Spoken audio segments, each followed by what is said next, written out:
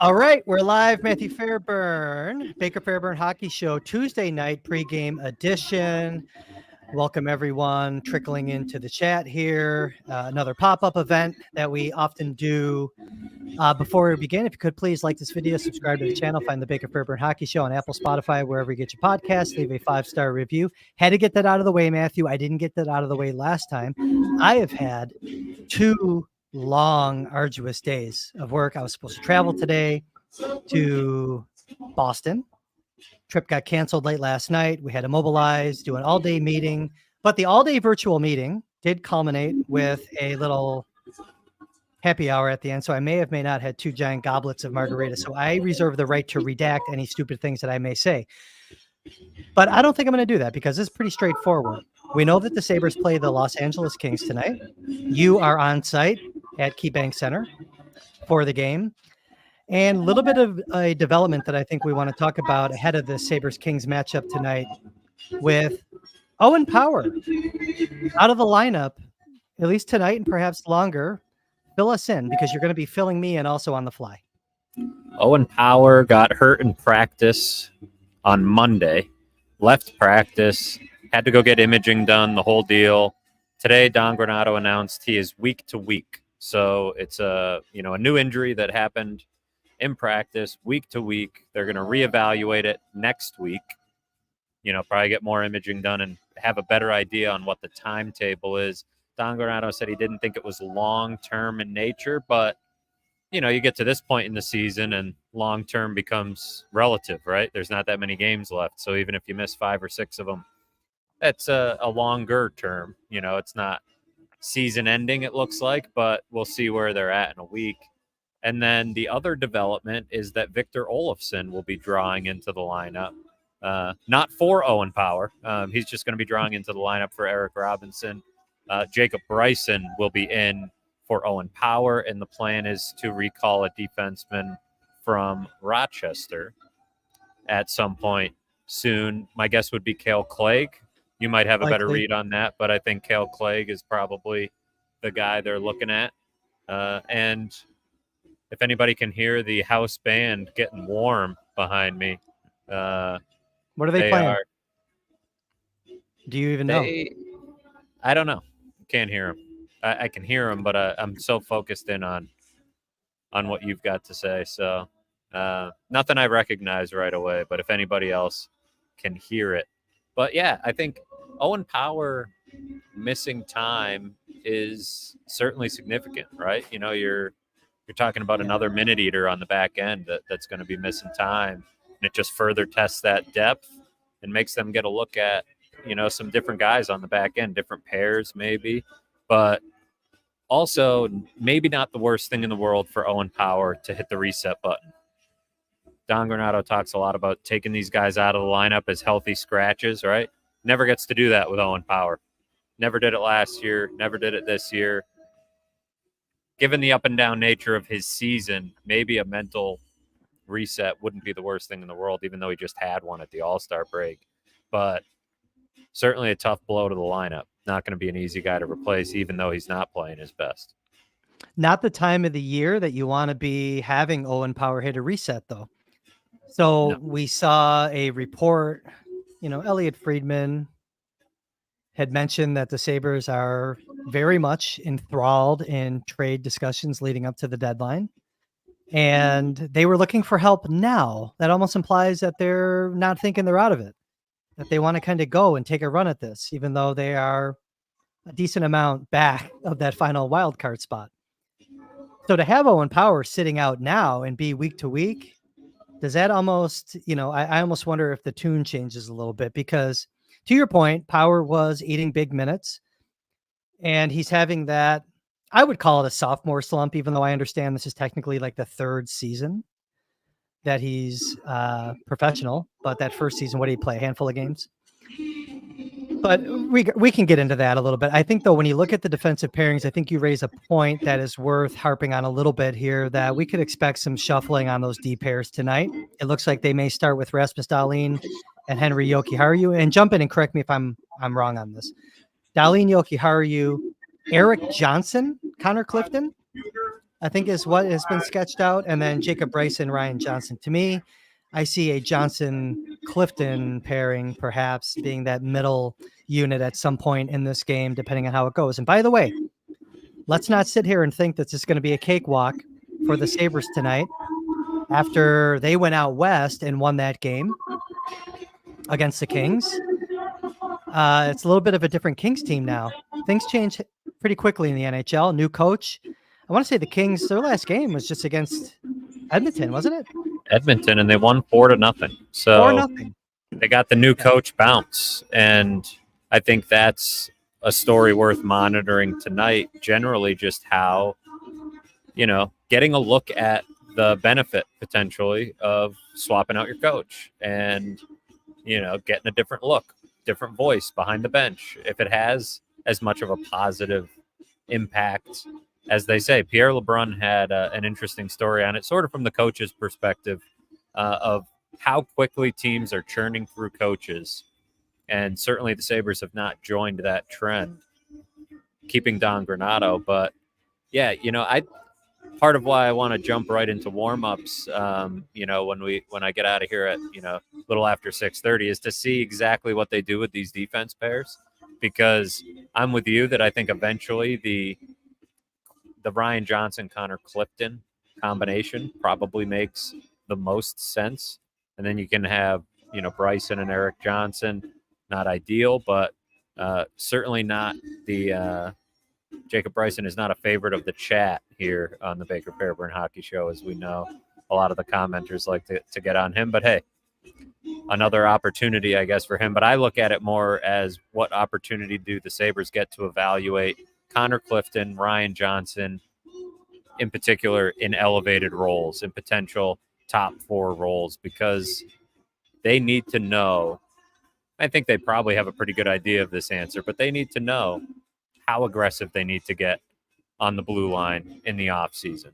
And those two guys are a key piece of that, because both of them are in the picture for next season. Why I think the Elliot Friedman report about them looking for help now, I don't think the Owen Power injury necessarily changes it, because I think, as we talked about a little bit on Saturday in our pregame show, I think there is an urgency developing in that needing help now translates to needing help in 24-25 as well, right? We're not talking about rental players, but it doesn't mean that there's not an urgency to add. And there's 2 big times that you add, I think, the trade deadline and the offseason.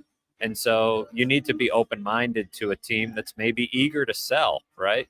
Eager to sell a player that you think you can get signed long-term, eager to sell a player that maybe already has some term, but they're in the process of unloading. So you catch them at a time while they're trying to get rid of assets. So that's where I think that will still be the mindset. It will be a strategic sell of your unrestricted free agents, your Eric Johnson, Zemgus Girgensson, maybe Kyle Okposo, Victor Olofsson, if you can get anybody to bite. And then from there, you see what type of hockey trade you can make. Not easy to do this time of year, also not impossible to do either. So, it's something that you have to keep your ears open, and you have to at least send that message, right? You have to at least give the appearance that you're making an effort if you're Kevin Adams and Don Granato by extension, because people are getting restless about the state of this team, state of the rebuild, where they go from here. And so I think they're trying to show that they're out there working, and they're trying to get something done. Yeah, I don't know. The whole seeking help now thing, even if so, the comment, as you can expect, is reacting to what we're talking about. And the Teddy brings it up and I'm looking for it because there's a lot of comments coming in, but there was a comment it was along the lines of, I think help now means help next year. Yeah. Well, then you're not looking for help now. Right. Don't say help now, because it doesn't do anything. And who are you going to make a deal with to get help now? What's the point of getting help now? That's my whole, I'm confused by that report. What's the point? Now, it's not impossible to make a hockey trade now. It has happened. I'm not saying it's impossible, but I don't know, man. I don't know if I'm buying the help now thing. Yeah, you need help now for next year, of course. But then where were you 2 months ago? Where were you 3 months ago? Right. When the situation was the same. So now, and if the longer you wait and you have this urgency, like they don't have a deadline to make a deal for help now. That's my whole point, I guess, is what I'm trying to say. So I don't know. I was surprised to read that report, hear it. I saw some, tweets about it. I wasn't surprised. I wasn't surprised only in the sense of what I mentioned, that they want the appearance that they're trying to have help now, right? They don't have enough goodwill built up in the fan base to ask for more patience. Say that they're selling, right? They just don't. Who are you fooling, though? Well, that's a good question. But me, well, I don't want to say they're fooling Elliot Friedman, but they're Elliot Friedman is pretty solid as an insider. No, and I think there is an element of truth to it, and that they do want to get better, but it feels like you said, it feels too late. There was a window to do it. They really have shown probably too much patience with this core and this group of players dating back to last season. It's a pattern that's developed. You had the 8-game losing streak last November and December where nothing was done, and you waited until the deadline. You got a little bit of help in Jordan Greenway, a little bit of help in Riley Stillman. But to date, this season, the only help they've gotten is Eric Robinson. And that's not enough, as much as he's been a decent player for them. Teddy asks, I think, a good question. Is the market better now or in the summer? And he said, I have to think more opens up in the summer for these kinds of trades. I think Teddy's right. That's my point. Yeah. I also think, though, Kris, that I look at a team like the Calgary Flames, right? If they are in the process of selling a bunch of assets, including maybe some non-rentals, right? Maybe players that have a little bit of term, but they're in the process of selling right now, that's a potential opening. I think if they, they're buying from a seller who maybe, a player like Jacob Chychrun. I don't think Jacob Chychrun is the right type of player to be targeting, but a player like that who maybe has a little bit of term, a little bit of at least team control if you get him, that's a different purchase to be making at the deadline. I don't think that buying at the deadline, I don't think the price is necessarily inflated if you're making a trade like that, right? Like maybe a little bit, because look at depends on what you're Monahan buying. went for. Exactly. It depends on what you're buying and what you have to give up, right? I think the Sabres are operating from a different position than other buyers might be operating from. But I think by and large, when you categorize the Sabres around trade deadline time, they're going to, look more like a seller than a buyer. But you never know if the right deal pops up, I guess is my point. And you absolutely have to be open to it at any time of year, right? You have to be looking for these deals that could pop up. Chychrun is an example. I mean, it didn't help Ottawa last year or this year, really. He hasn't been necessarily a home run addition, but that's a team that wasn't necessarily buying last year, but found a way to buy and add, a piece that could help. Where to get them? It didn't get him anywhere, right? Like I said, it wasn't a good purchase, right? But it's the point that you can make that type of purchase, and there's a select few teams that you're dealing with. Whereas by the time the offseason rolls around, to Teddy's point, it's not necessarily that the price you pay will be better, but there's a wider range of teams that you're working with and you're dealing with, especially if the cap goes up. The way that I interpreted it, and again, it's probably semantics at this point, okay, but when someone says in mid-February that they're looking for help now, it's almost like, hey, we want help right now to kind of be better now for the now. Okay. Right. But the reality is that they're looking for help now for the future. With that said, there's two names that have popped up that I'm kind of intrigued by. based solely on the way they play. I don't want to see their player cards thrown up at me to show me maybe how their metrics don't look good, because that's part of the story, but it's not the story. Those two players, because they have term left, and again, they would inject an element into the lineup of what I think could be very valuable and useful to this team, just based on what we've seen in the first 50 games of the season. One is a name that I think is established to be out there, Scott Laughton. He plays hard. He'd be bottom six guy. Again, I don't care about his player card. Okay.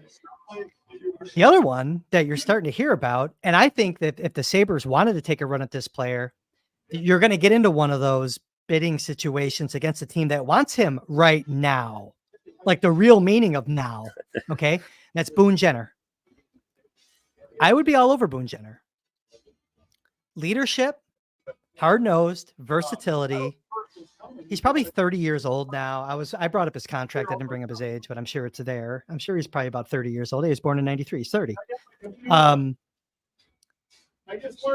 Those are two guys that I would look at for next year if you can get them now.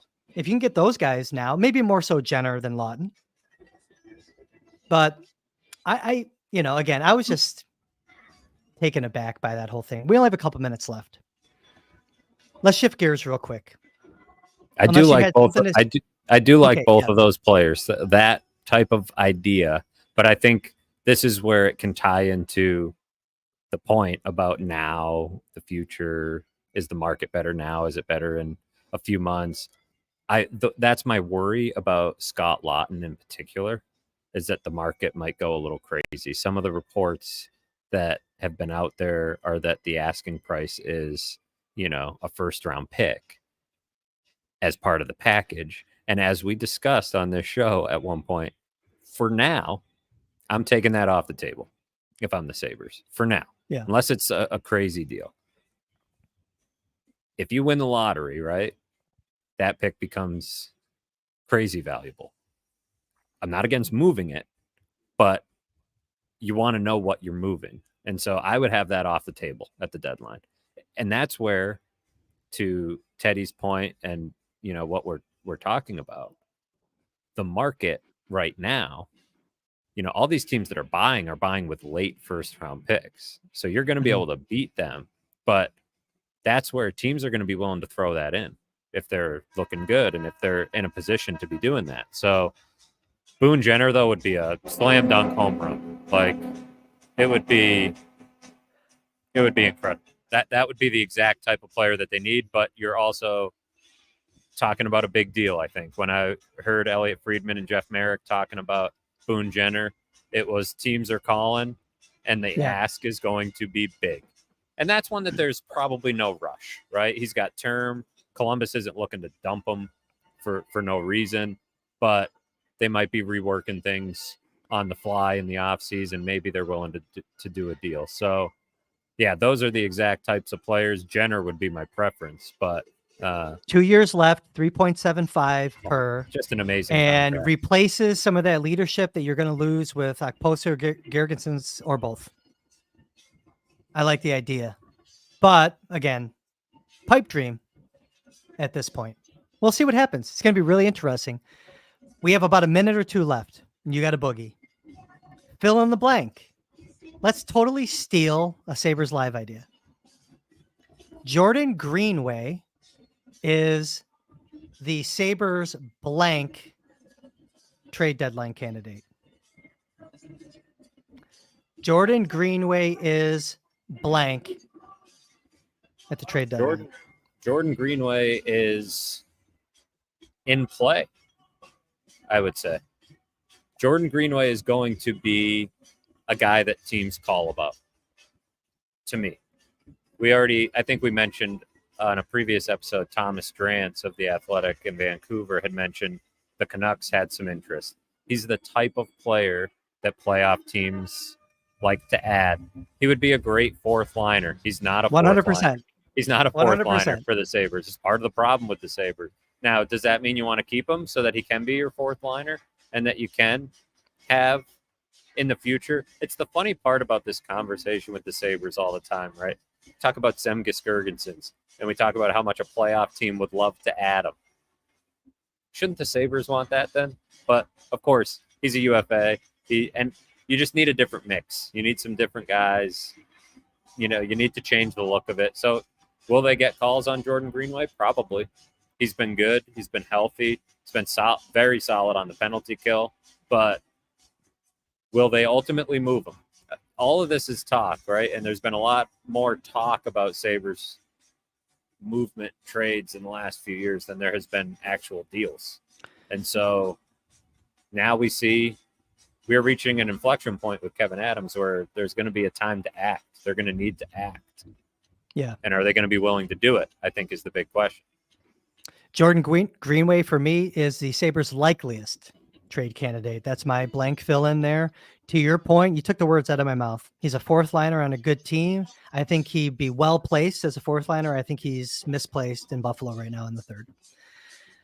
I agree. And I would say Eric Johnson would be my most likely trade candidate. Right-hand shot defenseman, Stanley Cup winner, tons of experience, good on the penalty kill, not having the best year, but very easy for a contending team to think it's because of the situation in Buffalo and that a guy that's a right-hand shot with experience, I think that's going to be somewhat attractive for similar reasons that we talk about Greenway, but Johnson even It'll be more a 7D for a playoff team. Have him there. And have not him a bad around. one to have. Not a bad one to have at all. And a guy that they should be looking to do right by, considering he came here, 1-year deal. Not easy to get free agents that come to Buffalo. Treat them right on the way in, treat them right on the way out. And so if he wants to be moved, I think that's their strongest candidate.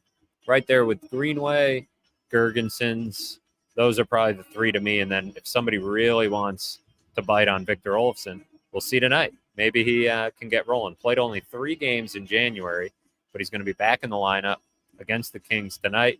Sabres power play continues to sink to new lows, so maybe they stick Victor out there for a run at it and see if he can spark something.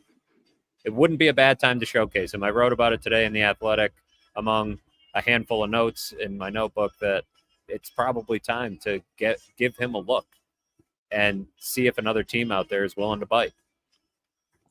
Thank you for doing your plugs without me asking. I made a note to make sure that you got your plugs in. So thank you. You can find Matthew Fairburn's work at The Athletic. Subscribe if you haven't already. He's there regularly, a lot more regular than some other people. And that's it. I'm going to get you moving. You got to get your cookie, get positioned in the press box for warm-ups. I'm sure they're already taking the ice. Sorry for all the chatters. I appreciate your chats. We just wanted to get in here real quick, tee up tonight, tee up what's been happening here the past couple of days with the Owen Power news being out of the lineup and so on. Matthew, let's get back together. We'll do a more formal podcast. We'll address the chat more next time we get together. Again, I apologize. Appreciate those though that did hop in. Enjoy Sabres-Kings. Once again, please like this video, subscribe to the channel, find the Baker Fairburn Hockey Show on Apple, Spotify, or wherever you get your podcasts. Leave a 5-star review and tell me in the comments section when you leave a review why Sexy Mexican Maid is the best old school Red Hot Chili Pepper song. For Matthew Fairburn from The Athletic, for the production crew out eating tacos that I need to go get some, I'm Kris Baker. We'll see you next time.